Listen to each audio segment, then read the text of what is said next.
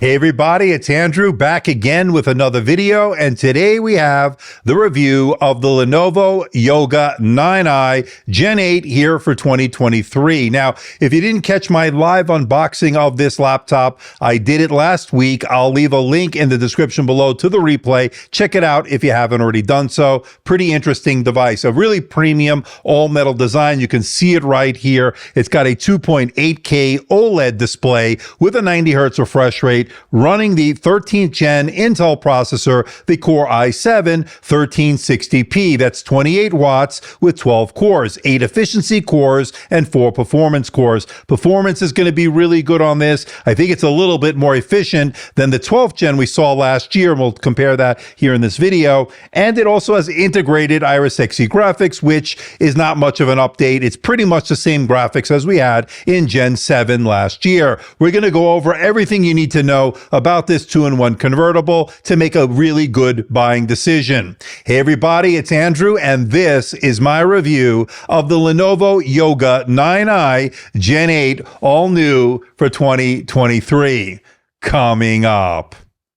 Now, before we get to the unboxing, I just want to let everyone know, in the interest of transparency and full disclosure, I'm not being paid by Lenovo. I'm not being sponsored by Lenovo. All the opinions you're about to hear are my own. Lenovo is not getting copy approval. That means they're seeing this video for the first time, just like you. Now, this unit was provided by Lenovo, and once this review is done, I'll be sending it back. Price on May 10th, 2023, the time I'm making this video, is starting at $1,700 over at Lenovo's website. For those interested, I'll leave a link in the description below for more information and where you can buy one. Keep in mind, they will start shipping late April, early May 2023. Now, eventually, Lenovo will reduce the price. That's been their history, and they do significantly reduce these prices down the road. So for the latest pricing, make sure you check out the link in the description below. And with specs and pricing out of the way, let's find out what you get inside the box. Well, we don't need to open it up, or at least not the outer box. Let's see what we get here. Okay, so nice packaging so far. Let's take a look at this real quick. It looks pretty similar to the one we saw last year, and we could bring it out later when we get a chance from last year's model. And yeah, it looks pretty similar. It's got a nice feel to it. It's a nice material here. It says Yoga branding there. You can see it there. And pretty nice. We'll put that to the side. So this is the unit, and this should be the oatmeal from what I understand. Before we get to that, let's see what else we get. This is the pen. Certainly helps out in taking notes, of course. And you get some warranty information, and we get a setup guide or whatever that is from Yoga branding on it. And that is that for that part. And then the charger is in the main box. Let's take a look at that, and then we'll get to the unit. So you get your power cord. I think this is something new. Yeah. So this is a 100-watt power adapter. It's a USB-C, and we didn't see this before. This is normally a 65-watt device, and there's no dedicated or discrete GPU in this. So I'm kind of surprised that we have a 100-watt, but I'm not disappointed. I'm actually happy, so that's good. And there she is. And I could tell you right away, this oatmeal color is going to show the least amount of fingerprints, so that's good. You can see it here. Very, very nice. So it's got some Yoga branding on this side. Very, very nice. Now, we've seen this before as far as the oatmeal color. I like it. I love these rounded edges. We saw it last year, and we're seeing it again here. Pretty nice in terms of the build. It's an all-metal design. Here's the rotating sound bar. Let's take a look at some of the ports here. Okay, let's check out the port selection. On the left side is a full-size USB-A port. Love to see that. 2 USB Type-C Thunderbolt 4 ports that are full function, supporting data, charge, and display out.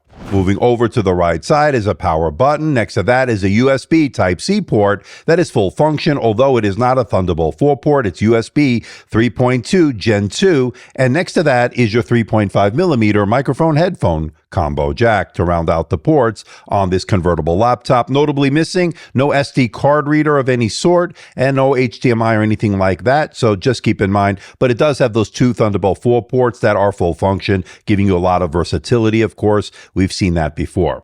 Now, to get inside this laptop, there are 6 T5 Torx screws. Remove them. There's one screw below the rubber strip, which I forgot to remove. And of course, I bent the bottom plate as a result. So don't do what I did. Take your time, remove that strip, and you will be able to get access to the inside of this convertible laptop. Now, once inside, what is upgradable, of course, is that SSD slot, and it is PCIe Gen 4. And as you can see from these reads and writes, these are excellent results that we like to see here in 2023. Fast and good. That's what we like to see. Now, as far as the RAM, that's soldered into the motherboard, so it's not able to be upgraded by the user, but this does have LPDDR5 and it is running in dual channel mode. My review unit has 16 gigabytes of that RAM, and again, no issues as far as the RAM, although I would like to have upgradable RAM, so if your needs change and you want to add more RAM down the road, it's just not an option here, so a little bit of a negative, but that's been pretty much par for the course for most laptops here in 2023.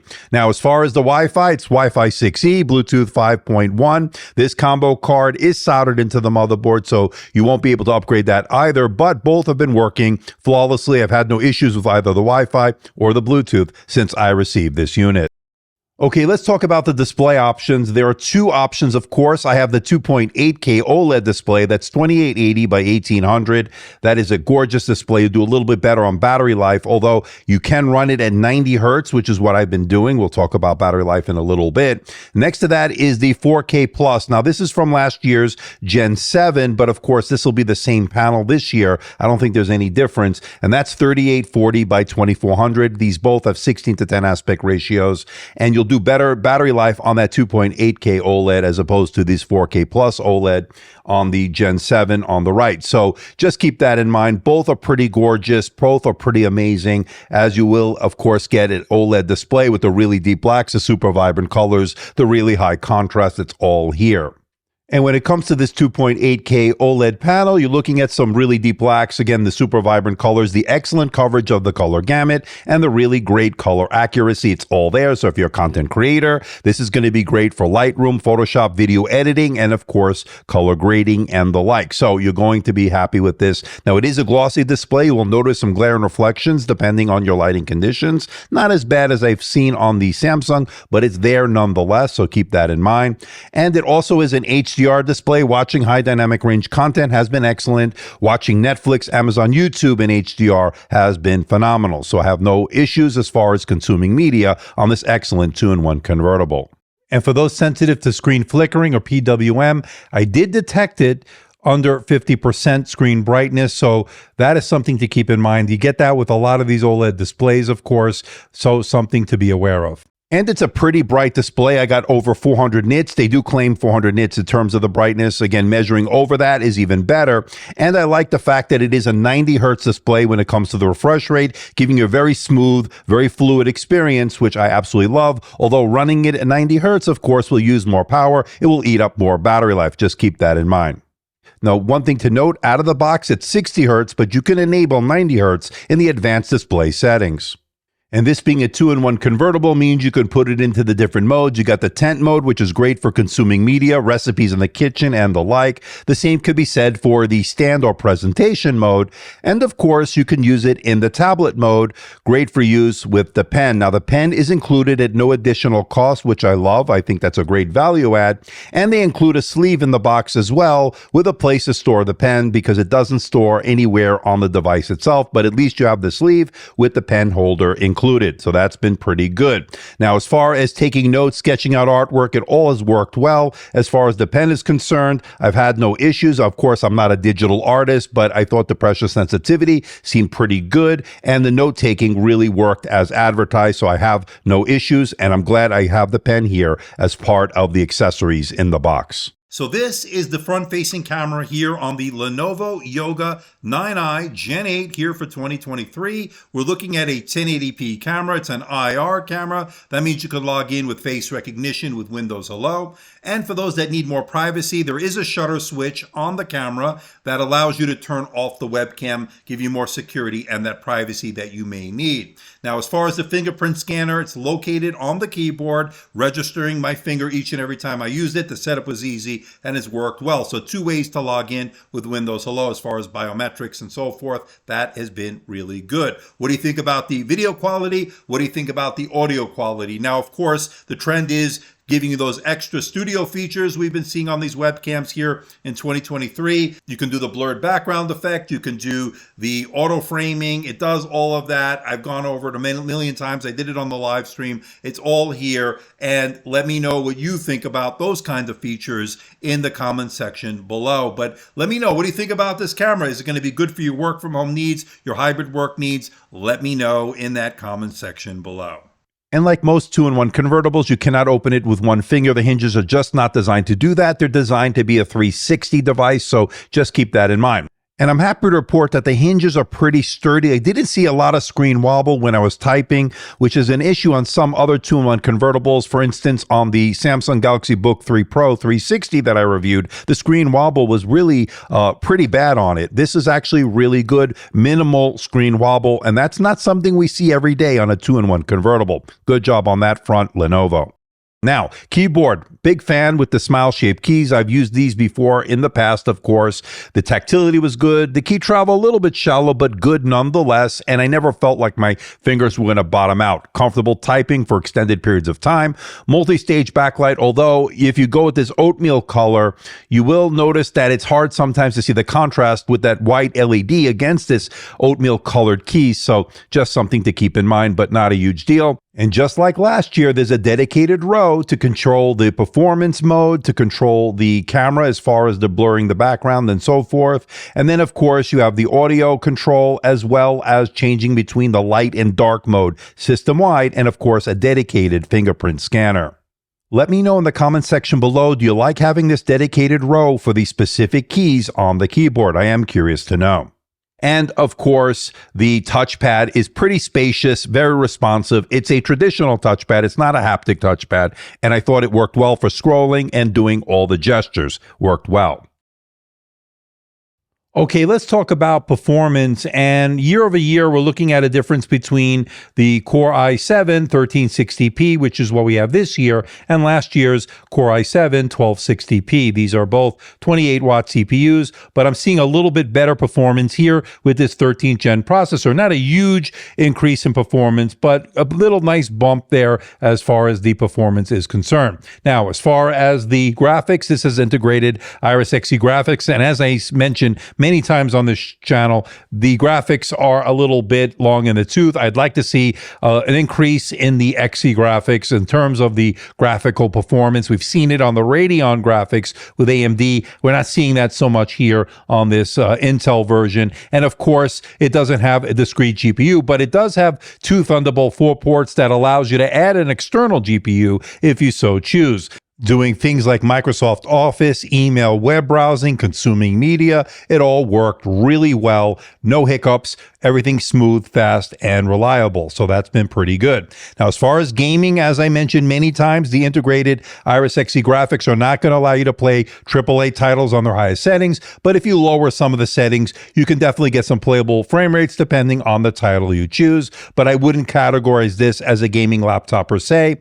And now, as far as the thermals are concerned, as you can see here, when I ran the TimeSpy stress test, it did detect throttling when it didn't maintain the clock speeds when it was under heavy load, so it didn't get a passing score. Not too unexpected on a thin and light laptop as we have here. Now, the fans will kick in under heavy load, and it will get pretty loud depending on the thing you're doing with it, of course, and it can reach as high as 50 decibels, which is very noticeable, and that is in the performance mode. But if you bump it down to the optimizer or the silent mode, you'll hardly hear it, obviously. So that is one way to go, but you will reduce the performance if you do that. Now, as far as the surface temperatures, I didn't see it get overly hot. There are a couple of hot spots here and there, but never too hot to the touch, never overly hot. So that's been pretty good. So pretty decent in terms of the efficiency, pretty decent when it comes to the thermals. I think overall, again, a little bit of thermal throttling here is to be expected.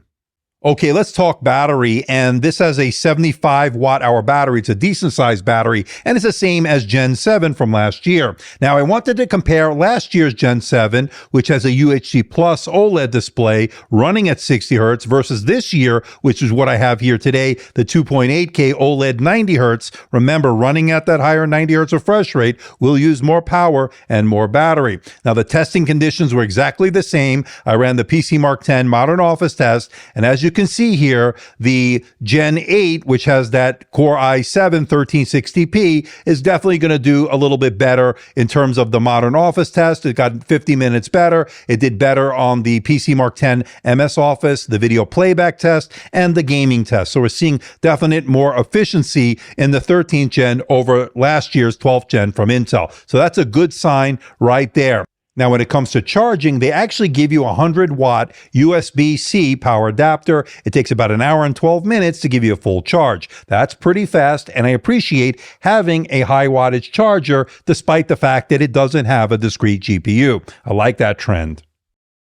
Now, when it comes to the audio, we're looking at quad speakers, 2 3-watt woofers on the side, and 2 2-watt tweeters on that front-facing hinge bar, or the rotating sound bar, as they like to call it. It is optimized with Dolby Atmos, and they are powered by Bowers and Wilkins. And I gotta say, some of the best, if not the best sounding laptop on the market as far as a Windows laptop is concerned. But of course, we want to see how it compares to the 14-inch MacBook Pro. Now, I have the M1 Pro, and I think it's been one of the best for the last year or so that I've been using it as far as audio out of a laptop. So let's compare the two, and you let me know in the comment section below, what do you think about the audio as far as this versus that? I think this is the best on the Windows side. I think that, of course, is the best on the Mac side. And I think overall, just a slight tad better, although this is really, really good. Let's give it a look and a listen.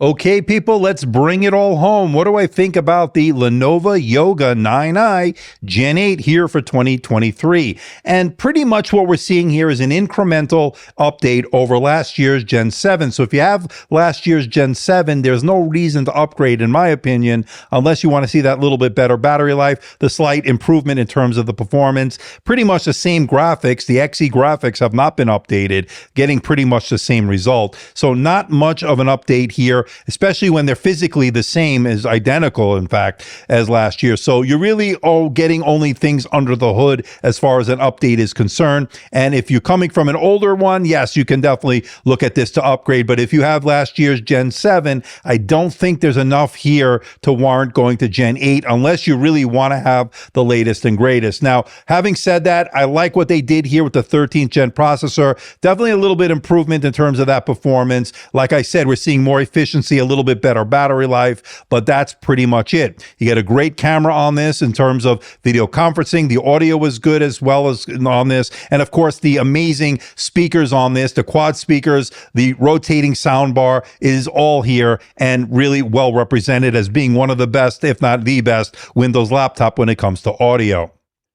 Negatives, you're looking at the same Iris Xe graphics we've been seeing the last year or so, so not much of an upgrade there. Soldered RAM, Wi-Fi card, again, both not upgradable. Not really a big fan of that, of course. No SD card reader, no full-size or micro SD card, and of course, there's no HDMI, although you do get those 2 Thunderbolt 4 ports that are full function.